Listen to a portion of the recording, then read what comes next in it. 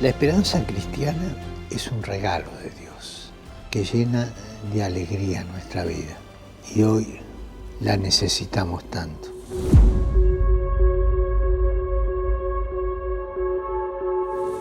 El mundo la necesita tanto.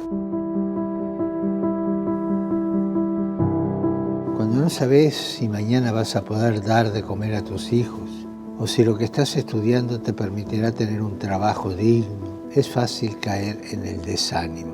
¿Dónde buscar la esperanza? La esperanza es un ancla que vos la tirás con la cuerda y arraiga en la playa. Y nosotros tenemos que estar aferrados a la cuerda de la esperanza, bien agarraditos.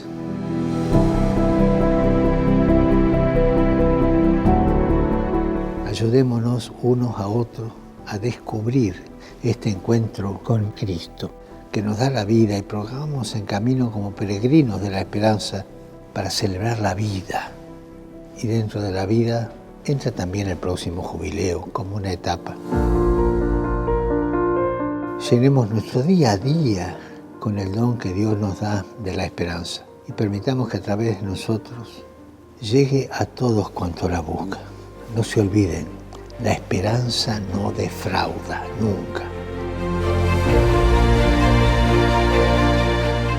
Oremos para que el próximo jubileo nos fortalezca en la fe, nos ayude a reconocer a Cristo resucitado en medio de nuestra vida y nos transforme en peregrinos de la esperanza cristiana.